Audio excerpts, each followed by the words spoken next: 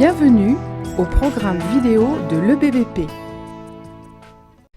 Bienvenue à notre culte confiné numéro 5. Nous aimons à nous assembler en esprit autour du Seigneur et lui apporter nos cœurs en ce jour du Seigneur. Quelles nombreuses grâces nous avons reçues de lui. Le fait qu'il soit toujours avec nous, tous les jours, que rien ne puisse nous séparer de son amour, qu'il nous ait donné la vie éternelle pour prix de notre seule foi, qu'il veille sur nous jour et nuit, qu'il pourvoit à nos besoins.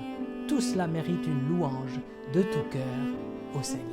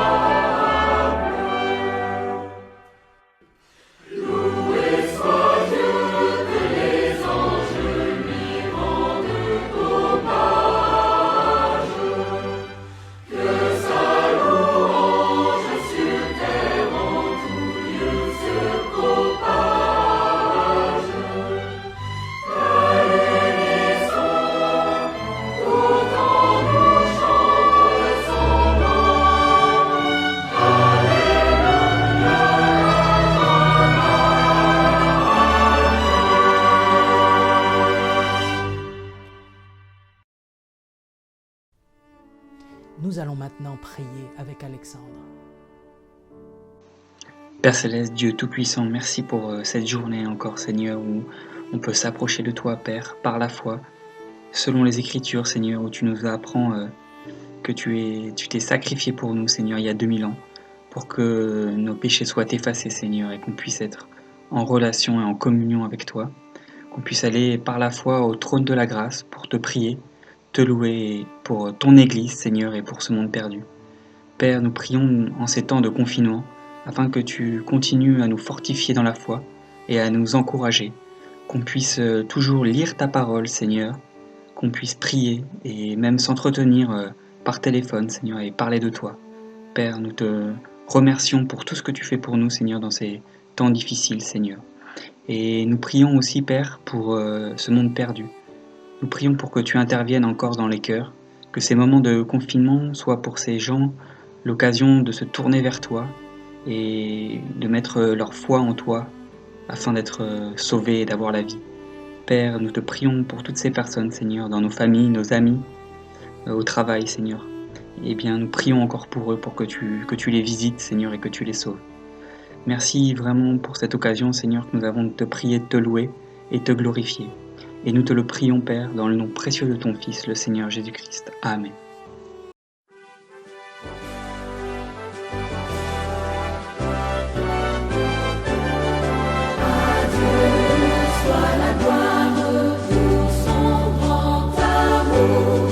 Garde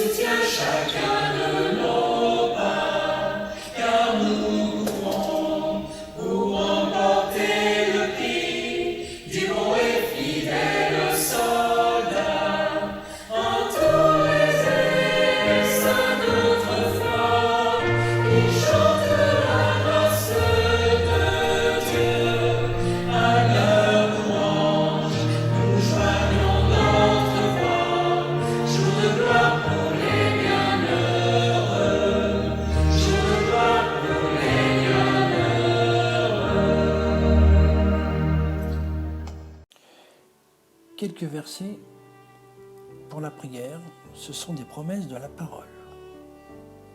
En ce temps-là, Jésus se rendit sur la montagne pour prier. Et il passa toute la nuit à prier Dieu. Si vous gardez mes commandements, vous demeurez dans mon amour, de même que j'ai gardé les commandements de mon Père et que je demeure dans son amour. Je vous ai dit ces choses afin que ma joie soit en vous et que votre joie soit parfaite. Priez sans cesse, rendez grâce en toutes choses, car c'est à votre égard la volonté de Dieu en Jésus-Christ. Je vous dis encore que si deux d'entre vous s'accordent sur la terre pour demander une chose quelconque, elle leur sera accordée par mon Père qui est dans les cieux. Car là où 2 ou 3 sont assemblés en mon nom, je suis au milieu d'eux. Tout ce que vous demanderez avec foi par la prière, vous le recevrez. Veillez et priez afin que vous ne tombiez pas dans la tentation. L'esprit est bien disposé, mais la chair est faible. C'est pourquoi je vous dis, tout ce que vous demanderez en priant, croyez que vous l'avez reçu, et vous le verrez s'accomplir.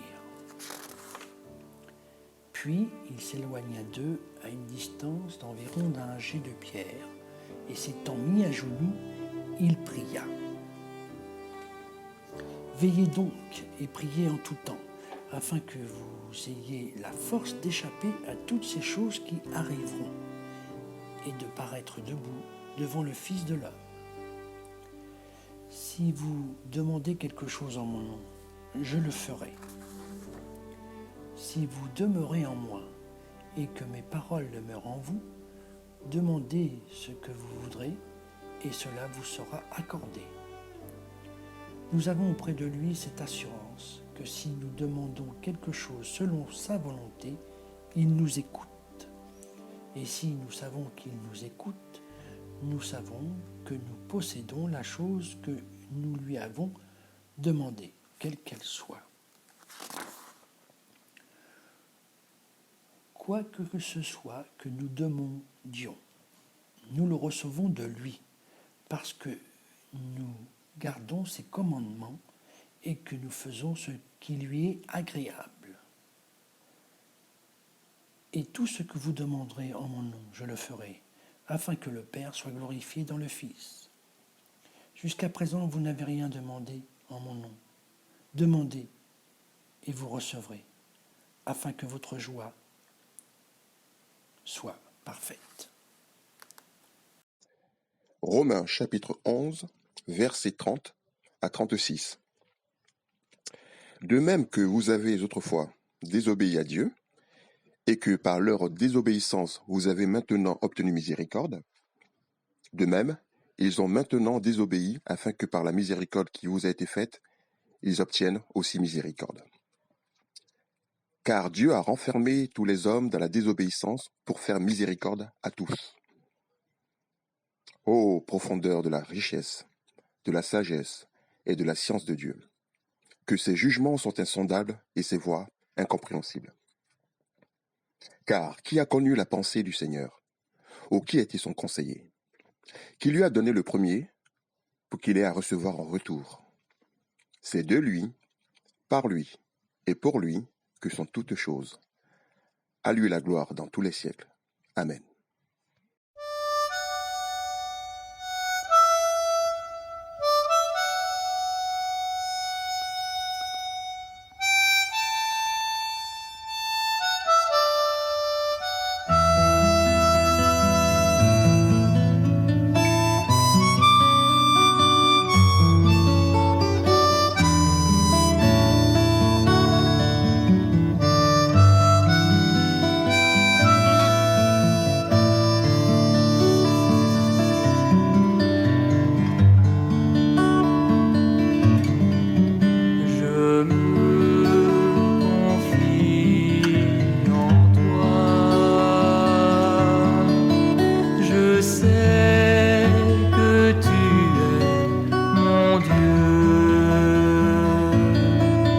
Mon avenir est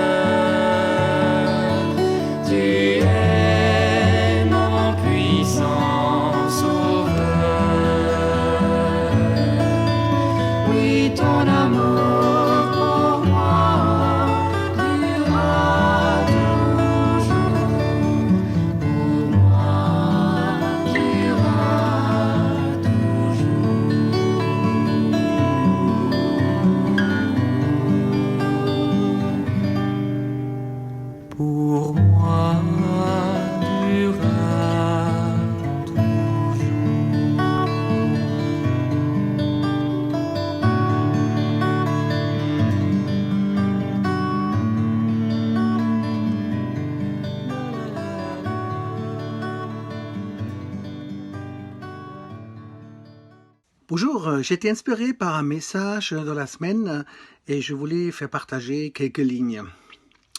Tu peux avoir l'espoir pour survivre sans manger d'environ 40 jours. Tu peux avoir l'espoir de survivre sans boire d'environ 8 jours. Tu peux avoir l'espoir de survivre sous l'eau sans respirer d'environ 4 minutes. Mais tu arrives seulement quelques secondes à vivre sans espoir. Parle-moi de ton espérance. Est-ce que tu espères dans ta vie? Est-ce que tu as basé ton espoir sur tes propres désirs? Est-ce que tu espères à gagner beaucoup d'argent? Est-ce que tu espères de ne pas tomber malade? Est-ce que tu espères de trouver ton bonheur? Ah, peut-être ton espoir est de vivre ta vie afin de profiter de tout aussi longtemps possible avant de mourir. Et après? Alors tu as fondé ta vie sur des faux espoirs que tu n'atteindras peut-être jamais. Et vu la situation dans laquelle nous nous trouvons actuellement, quel espoir y a-t-il pour notre monde?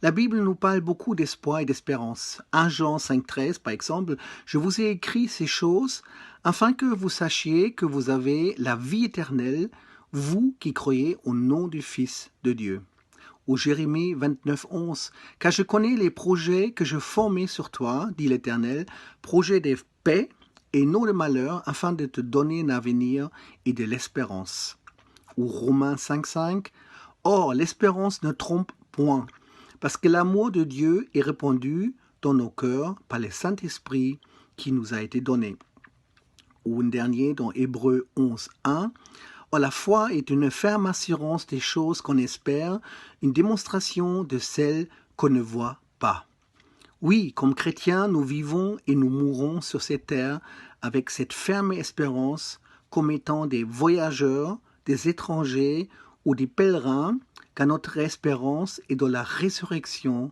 en Jésus-Christ. Romains 8, 24-25 nous dit « En effet, c'est en espérance que nous avons été sauvés. Or, l'espérance qu'on voit n'est plus de l'espérance. Ce que l'on voit, peut-on l'espérer encore? Mais si nous espérons ce que nous ne voyons pas, nous l'attendons avec persévérance. » Alors plutôt bâtir son espoir sur Jésus en espérant dans sa bonté, c'est unique chez les chrétiens. Et c'est pour ça que nous pouvons tenir, quoi qu'il arrive, quand nous sommes sauvés en Christ. Que le Seigneur nous donne la foi et cette ferme assurance en Jésus-Christ.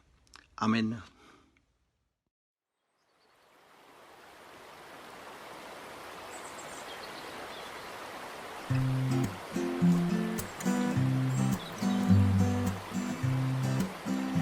Quel repos céleste, Jésus, d'être à toi pour la mort et la vie, dans les jours mauvais, de chanter avec foi, tout est bien, ma paix est infinie. Quel repos, Quel repos, quel repos, quel repos, quel repos, quel céleste repos, quel repos céleste, mon fardeau n'est plus libre par le sang du calvaire. Tous mes ennemis, Jésus les a vaincus.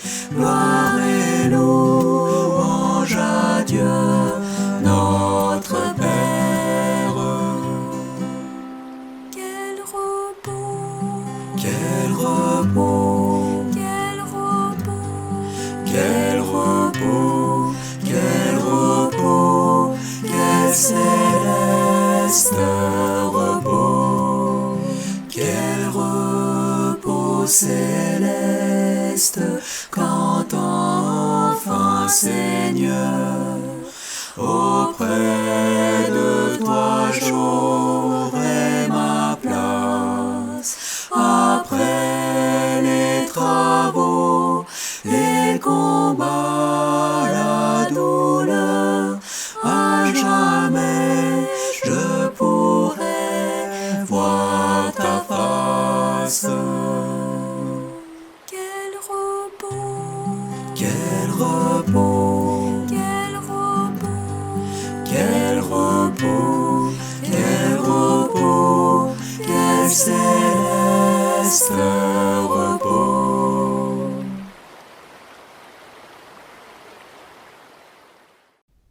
C'est le moment d'intercession. Nous remercions le Seigneur pour tous ceux qui sont guéris du virus dorénavant, en particulier ceux qui étaient à risque. Le père de Muriel, le père de Claire, la mère de Monique sont en train de se remettre. Nous voulons prier pour le déconfinement à venir, quand on s'exposera à nouveau à la contagion. Que le Seigneur préserve les frères et sœurs, surtout les plus fragiles. Nous prions aussi pour les frères et sœurs qui ont une affection grave ou à long terme, comme Annick, Alzénir, François, Michel Panayotidis, Nora, Olivier, et puis spécialement pour M. Somerville, qui a désormais un cancer du pancréas, afin que le Seigneur soit près de lui et lui épargne toute souffrance.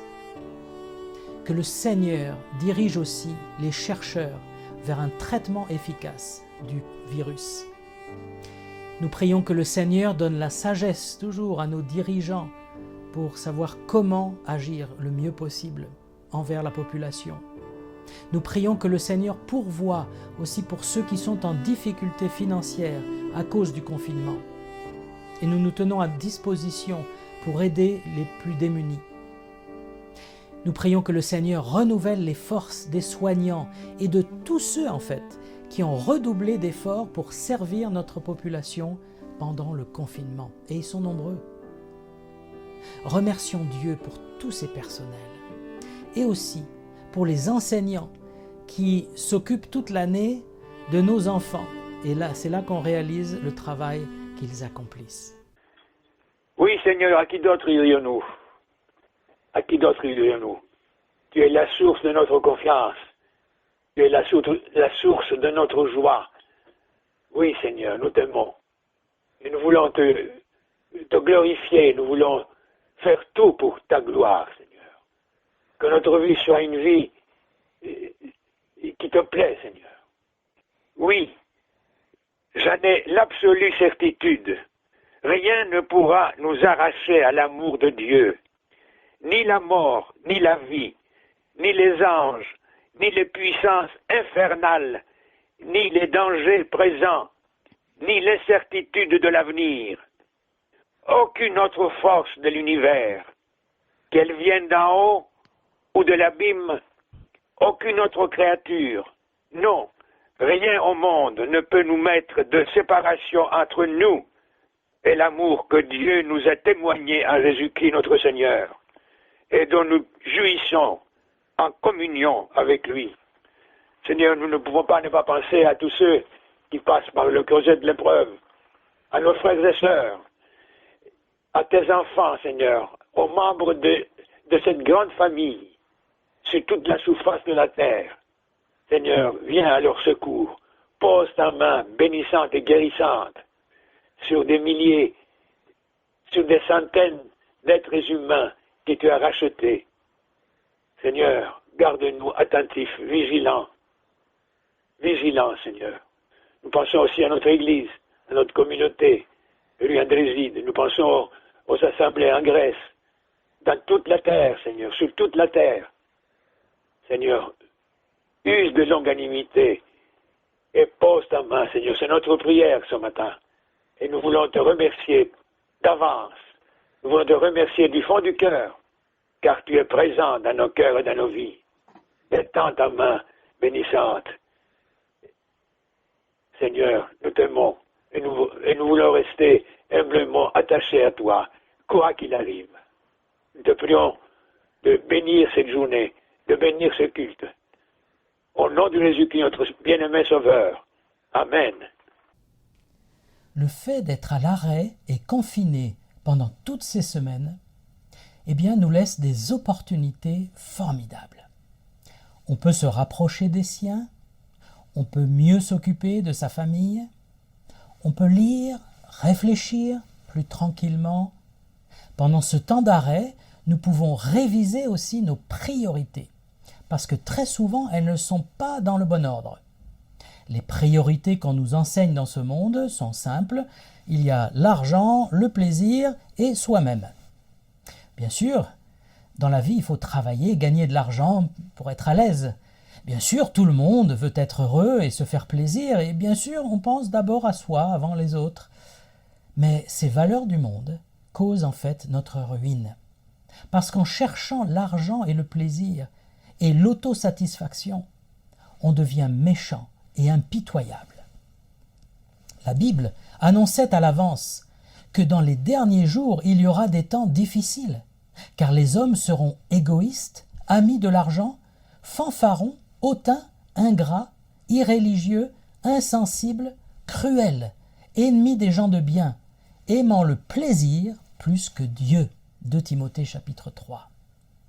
Ce temps d'avertissement de la part de Dieu que nous vivons maintenant nous permet de changer de direction.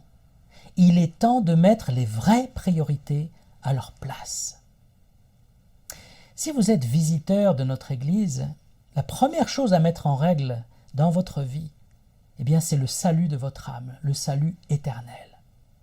Jésus a un jour posé cette question à ceux qui l'écoutaient. Que sert-il à un homme de gagner tout le monde s'il perd son âme? La réponse est simple, ça ne sert à rien. Si je réussis dans la vie, si j'ai de l'argent, si j'ai de la gloire, si j'ai de l'influence, plein de plaisir, mais que je perde mon âme pour l'éternité, alors j'ai tout perdu. Le roi Salomon a vécu dans l'opulence, dans les plaisirs charnels, dans le luxe et le pouvoir en tant que roi. Et quelle a été la conclusion de sa vie? Il a dit « Vanité des vanités, tout est vanité et poursuite du vent ».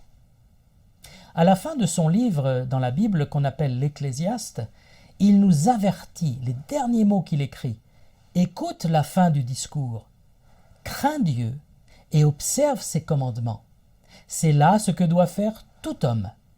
Car Dieu amènera toute œuvre en jugement au sujet de tout ce qui est caché, soit bien, soit mal. La priorité dans notre vie et dans la vie d'un homme, d'une femme, d'un jeune ou d'un enfant même, la priorité c'est de connaître Dieu, son Créateur, et d'avoir une âme purifiée et sauvée. Tout le reste, c'est une poursuite du vent. Ça ne veut pas dire qu'il ne faut rien faire d'autre que de chercher le salut de son âme. Mais si tu es un crack à l'école, par exemple, si tu es un tombeur de filles ou de garçons, si tu es un grand costaud, tout cela est vain. Parce que le plus important dans la vie, c'est de vivre sous le regard de Dieu. La priorité, c'est le salut de votre âme. Mais alors, comment avoir son âme sauvée? Comment être réconcilié avec Dieu? Eh bien, c'est par Jésus-Christ, l'unique médiateur. Lorsqu'il est mort sur la croix il y a 2000 ans, Jésus a été frappé par le jugement de Dieu à notre place. En ressuscitant des morts le 3e jour, il a obtenu notre salut éternel. Alors si vous reconnaissez que vous êtes en faillite morale et spirituelle par rapport à Dieu, si vous reconnaissez le fait que vous avez transgressé maintes fois la loi parfaite du Créateur, Jésus-Christ sera en mesure de vous pardonner, de vous laver, de vous purifier. Et vous serez sauvés pour toujours. La Bible dit que, étant pardonnés par la foi, nous avons la paix avec Dieu par notre Seigneur Jésus-Christ. Et dans un autre passage, la Bible dit « Il n'y a maintenant aucune condamnation pour ceux qui sont en Jésus-Christ. » Ici et maintenant, vous pouvez être sauvés et recevoir l'Esprit de Dieu pour commencer une nouvelle vie, délivrée, juste, purifiée. Voilà la priorité dans la vie de tout homme.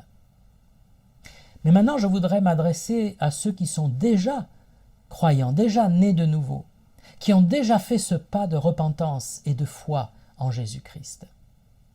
Bien souvent, nos priorités ne sont pas celles de Dieu. Nous suivons les penchants de ce monde qui est sans Dieu, et notre foi se rabougrit, se rétrécit. Jésus ne nous demande pas de sortir de ce monde pour vivre à l'écart entre chrétiens dans des grottes. Non, il nous demande de vivre dans ce monde, de vivre une vie pure dans ce monde impur. Il veut qu'on manifeste son amour gratuit dans un monde impitoyable. Il veut qu'on montre notre honnêteté, notre droiture dans un monde rempli de mensonges. C'est possible par la puissance de Dieu en nous. Mais encore faut-il bien remettre les priorités à l'endroit. Un jour, nous allons sortir de ce confinement. Nous allons reprendre notre vie, peut-être métro, boulot, dodo. Mais est-ce que nos priorités auront changé ou pas?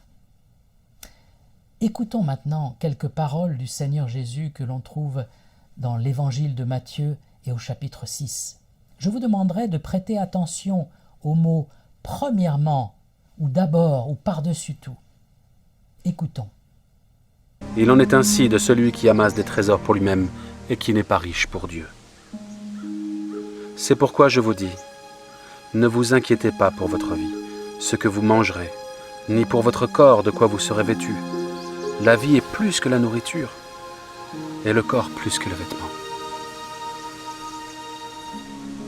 Considérez les corbeaux. Ils ne sèment ni ne moissonnent. Ils n'ont ni cellier ni grenier, et Dieu les nourrit.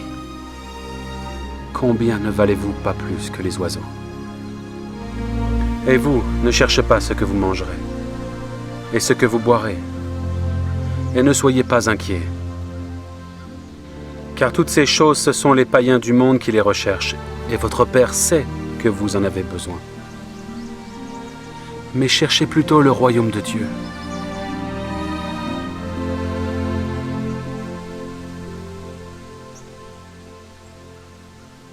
Et toutes ces choses vous seront données par-dessus.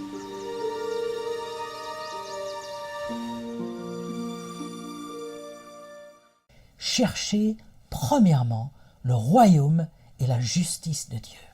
Ah, ces paroles sont si connues et pourtant si négligées, si peu pratiquées. N'est-ce pas vrai qu'on pense beaucoup plus à « que mangerons-nous demain, que boirons-nous, de quoi serons-nous vêtus ?» qu'au royaume de Dieu et à sa justice? Jésus nous appelle à installer cette priorité. Il faut que Dieu règne sur mon cœur, sur ma vie. C'est plus important que tout.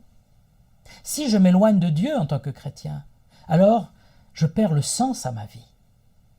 Si je place la réussite sociale, les soucis de ce monde, les inquiétudes temporelles au-dessus de l'amour de Dieu, alors je passe à côté de ma vie chrétienne.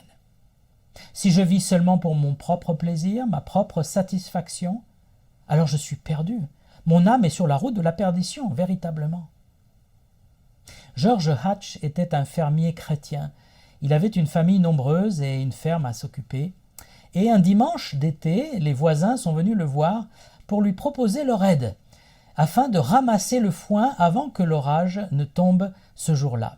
Le foin servait bien sûr aux bêtes, et il serait gâté si la pluie l'arrosait avant qu'il soit rentré dans la grange. Mais George Hatch répondit ceci à ses voisins: « Merci de votre aide, mais voyez, c'est dimanche, et ma famille et moi, nous allons adorer le Seigneur à l'église. » Alors les voisins, un peu étonnés, lui dirent: « Mais vous savez, votre foin, il sera perdu s'il pleut aujourd'hui. » Et en fait, c'est ce qui est arrivé. Il a plu pendant la journée de dimanche, pendant que Georges et sa famille et ses enfants étaient à l'église. Alors le soir, le voisin est revenu, il a dit: « Voyez, vous n'avez pas pu sauver votre foin ?» Et Georges a répondu: « Non, je n'ai pas sauvé mon foin, mais je pense que j'ai sauvé ma famille en allant à l'église. » Combien de familles qui font passer toutes les activités triviales, possibles et imaginables, avant le fait de se rassembler à l'église. Plus tard, on pleurait parce que les enfants, devenus adultes, ne voulaient plus marcher avec Dieu, ne voulaient plus écouter la parole de Dieu. Il y a un moment où il faut choisir entre les choses spirituelles et les choses éphémères. Vous me direz, mais comment vivre dans ce monde en mettant le royaume de Dieu en premier? Le royaume, est-ce que ce n'est pas quelque chose qui est dans le ciel? Eh bien non, le royaume commence ici sur terre, dans ma vie de disciple. Et il se terminera au ciel, bien sûr. Si Jésus m'a pardonné et m'a sauvé, c'est pour que j'aie une vie juste maintenant. Mais encore faut-il que je me soumette au roi, que je place les intérêts de son royaume avant mes intérêts ou avant les intérêts de ce monde. Qu'est-ce qui compte le plus pour Dieu dans son royaume? Est-ce que c'est l'argent? Pas du tout. Manger? Pas du tout. La beauté? Pas du tout. Pour Dieu, ce sont les âmes qui sont importantes, parce qu'elles sont éternelles. Notre corps est une habitation, une tente, comme dit la Bible. Il va vieillir, se fatiguer et puis retourner à la poussière. Mais notre âme, elle, est éternelle. Est-ce que je m'inquiète en tant que chrétien pour les âmes perdues? Est-ce que je m'inquiète pour l'âme de mes frères et sœurs en Christ? Est-ce que le plus important dans ma vie, c'est de faire la volonté de Dieu, de glorifier Dieu par ma vie, d'honorer Dieu, de le faire connaître? Comme le dit la Bible, soit que vous mangiez, soit que vous buviez, soit que vous fassiez quoi que ce soit d'autre, faites tout pour la gloire de Dieu. 1 Corinthiens 10, 31. John Wanamaker était un homme d'affaires chrétien dans la ville de Philadelphie. Il gérait beaucoup d'affaires en même temps et en plus il était receveur principal des postes. Chrétien fidèle, il avait créé une école du dimanche pour des centaines d'enfants de familles défavorisées. C'était une classe biblique qui accueillait les enfants toute la journée de dimanche et qui leur prodiguait amour, repas et connaissance de la Bible. Il avait aussi monté un abri pour les sans-abri adultes. Et puis un jour, on lui a demandé « Mais, monsieur Wanamaker, comment arrivez-vous à faire votre travail de receveur principal des postes avec tous ces enfants de l'école du dimanche et cet abri pour les sans-abri ?» Il leur a répondu « Mon travail, c'est l'école du dimanche et pas la poste. La poste et mes affaires, ce sont des choses passagères, mais s'occuper des enfants, ça, ce sont des choses éternelles. » Il avait bien compris où était la priorité dans sa vie. Une autre parole de Christ sur les priorités qui nous intéresse, Matthieu 5, 23, 24. « Lorsque tu présentes ton offrande à l'autel, et que là tu te souviennes que ton frère a quelque chose contre toi, laisse là ton offrande devant l'autel, et va d'abord te réconcilier avec ton frère, puis viens présenter ton offrande. » Va d'abord te réconcilier. Encore une vérité peu appréciée des chrétiens. Le pardon est une valeur prioritaire dans la vie chrétienne. Si je lis la Bible, si je prie, si je vais à l'église, mais que je ne suis pas capable de pardonner à mon frère ou à ma sœur en Christ, ou même à qui que ce soit d'autre d'ailleurs, je ne suis pas digne d'être un disciple. Et ma prière ne sera pas reçue par Dieu. La prière que Jésus a enseignée, c'est « Pardonne-nous nos offenses comme nous aussi nous pardonnons à ceux qui nous ont offensés. » Nous aussi, nous devons pardonner. Mais j'aimerais préciser une chose dans cette phrase. Jésus dit « Si ton frère a quelque chose contre toi », c'est-à-dire que c'est en fait moi le coupable dans l'histoire. C'est moi qui ai fait quelque chose de mal, qui ne l'ai pas réparé, et du coup mon frère peut me tenir rigueur. Quand on vient au Seigneur, il y a des fautes qu'on a commises dans le passé, et elles restent comme une tache dans notre vie. Et le chrétien doit faire le maximum pour réparer ses fautes, pour se réconcilier avec ceux qu'il a blessés, par exemple, demander pardon. Et parfois il y a eu un divorce, parfois il y a eu des enfants qui ont souffert de tout cela. Il faut être prêt à réparer le maximum, tant que ça dépend de nous. Bien souvent, quand on vient au Seigneur, on est content d'être pardonné par Dieu et on se réjouit. Ça y est, tout est effacé, mon âme est blanche comme la neige. Oui, c'est bien, parce que le pardon de Dieu est véritablement complet et merveilleux. Mais Jésus dit, si ton frère a quelque chose contre toi, va d'abord te réconcilier. Il faut donc obéir à cette parole du Seigneur et commencer par régler les choses à régler avant de vivre notre vie et notre foi. Il y a une autre parole de Christ qui est intéressante en Matthieu 7, versets 4 et 5. Jésus dit « Comment peux-tu dire à ton frère « Laisse-moi ôter une paille de ton œil » toi qui as une poutre dans le tien, hypocrite, ôte premièrement la poutre de ton œil, et alors tu verras comment ôter la paille de l'œil de ton frère. Nous sommes si forts pour juger les autres, pour condamner, pour critiquer. Et en devenant chrétien, cela peut même empirer, parce qu'on se croit meilleur. On dit, moi je suis chrétien, je suis sauvé. Alors Jésus nous ramène vers une priorité là. Enlève d'abord la poutre de ton œil avant de t'occuper des autres. Quand on est chrétien, on est quand même poussé par l'amour de Dieu et on a une envie, un désir nouveau d'aider les autres. Et ça, c'est quelque chose d'extraordinaire, c'est un fruit du Saint-Esprit. C'est normal. Mais avant de commencer à aider les autres, il faut enlever cette poutre, cet orgueil, cette mauvaise motivation qu'on peut avoir, ces défauts qui me disqualifient pour aider les autres.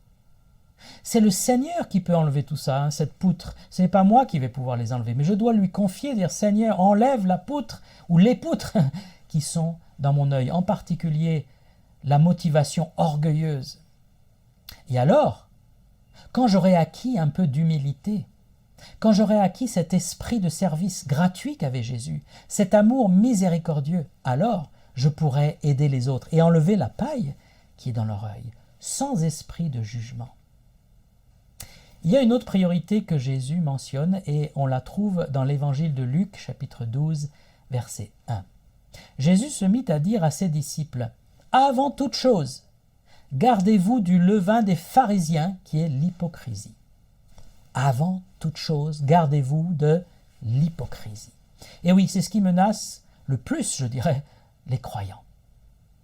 Comment se caractérisait l'hypocrisie des pharisiens au temps de Jésus? C'étaient des hommes et des femmes très sérieux dans leur religion, des ultra-orthodoxes un peu, très stricts aussi dans leur pratique, mais qui jugeaient les autres et qui se comparaient aux autres.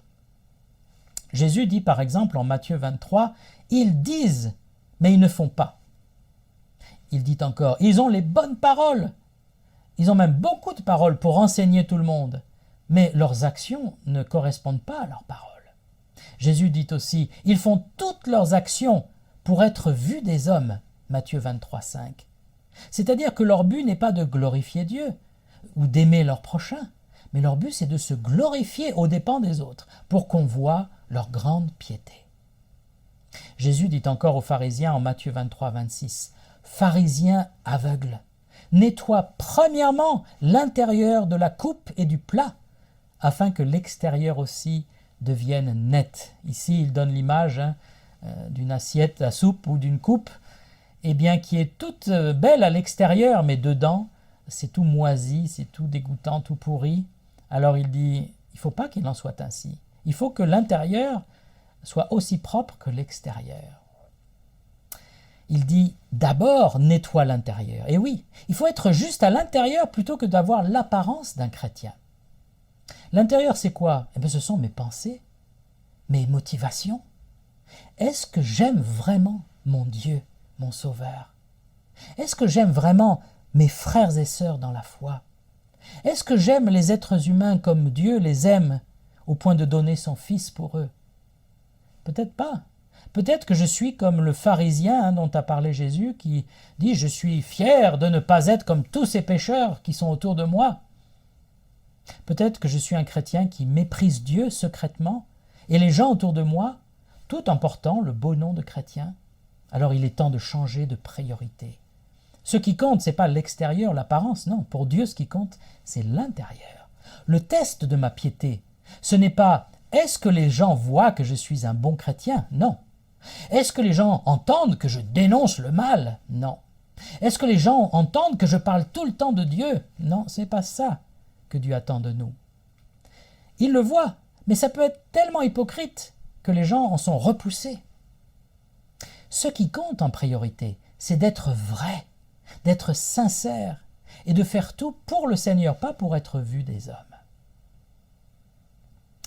Il y a une autre priorité que la parole de Dieu nous expose, c'est la prière. En 1 Timothée 2, 1 et 2, je lis « J'exhorte donc, avant toute chose, à faire des prières, des supplications, des requêtes et des actions de grâce pour tous les hommes, pour les rois et pour tous ceux qui sont élevés en dignité, afin que nous menions une vie paisible et tranquille, en toute piété et honnêteté.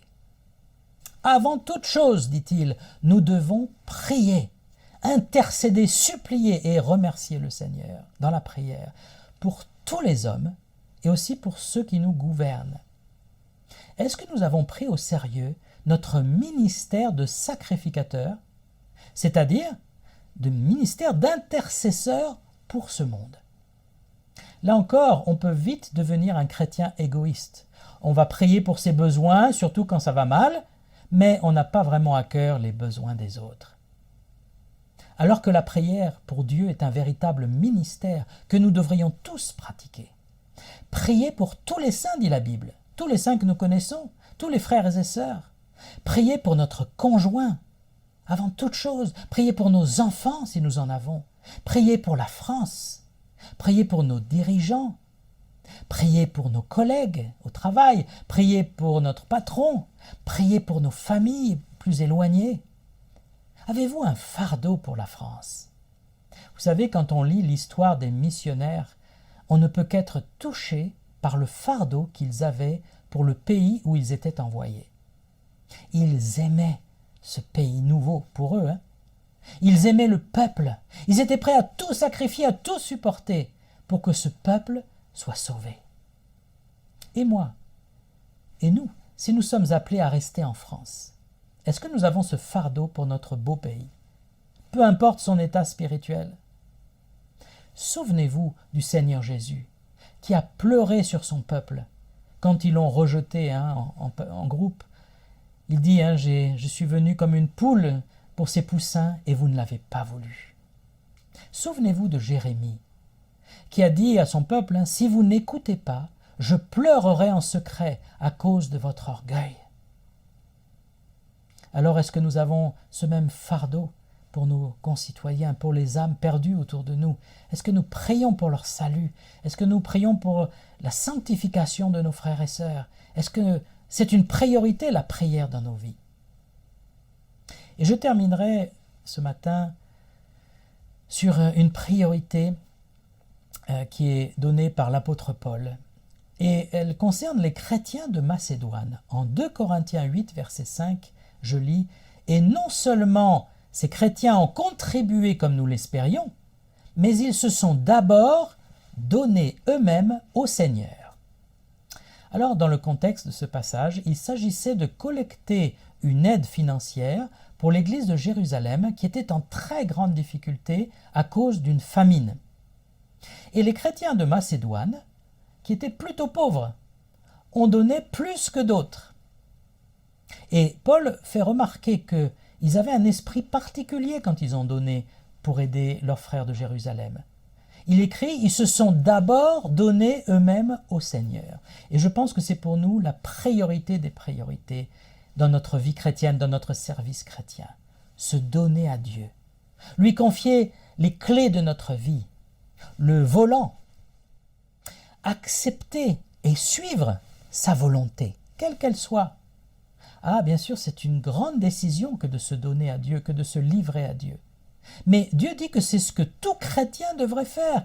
Je lis en Romains 12, verset 1. « Je vous exhorte donc, frères, par les compassions de Dieu, à cause des compassions de Dieu, d'offrir vos corps comme un sacrifice vivant, saint, agréable à Dieu, ce qui sera de votre part un culte raisonnable. » Je m'attarde un instant sur l'expression « un culte raisonnable ». Le mot grec qu'il utilise là a donné notre mot « logique », un culte logique. Ça veut dire un vrai culte, un culte digne de ce nom, un culte tel qu'il devrait être. Il y a trop d'adoration aujourd'hui qui est faite dans la chair, dans le mysticisme, dans l'émotionnel, les yeux fermés à moitié en transe, en pensant que c'est ça le culte que Dieu demande. Mais ça, c'est le culte païen qui fonctionne comme ça, avec les transes, avec des expériences mystiques, de tremblements ou toutes sortes de choses. Le véritable culte, et le mot ici, c'est le mot service qu'on utilisait pour les prêtres au temple, c'est de s'offrir à Dieu comme un sacrifice vivant. C'est-à-dire d'offrir notre corps, notre vie, notre cœur, nos pensées, se consacrer à Dieu entièrement, de dire « Je te donne ma bouche pour mes paroles, je te donne mes oreilles pour ce que j'entends, je te donne mes yeux pour ce qu'ils regardent, je te donne mes mains pour ce qu'elles accomplissent, mes pieds pour là où ils vont me mener. Je te donne tout, Seigneur. » Voilà la priorité des priorités du chrétien. Imaginez que lors d'un sacrifice au temple à Jérusalem, le prêtre ait pris un mouton et qu'il n'ait placé sur l'autel que les ongles, la queue et les cornes du mouton. Alors ce ne serait vraiment pas un vrai sacrifice, ce serait même une moquerie.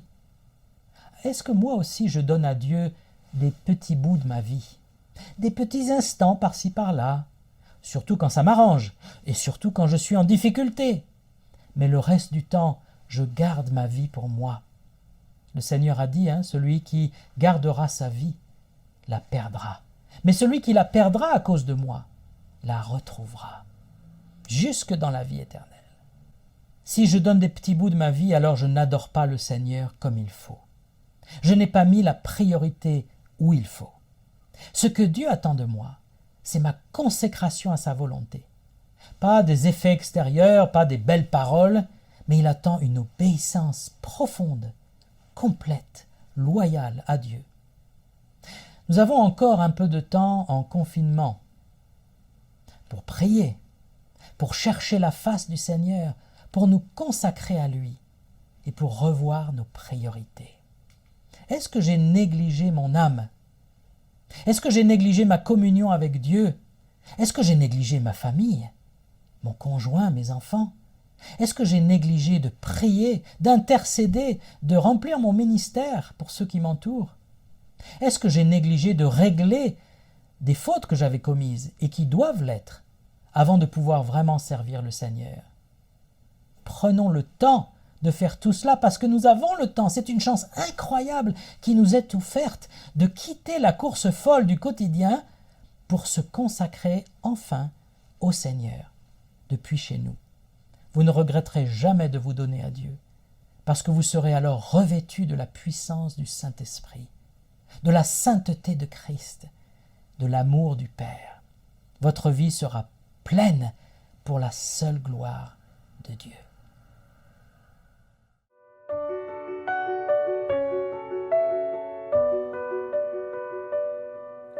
Cherchez d'abord le royaume de Dieu et sa justice,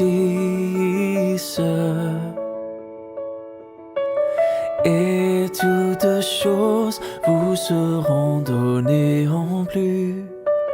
Alléluia, alléluia.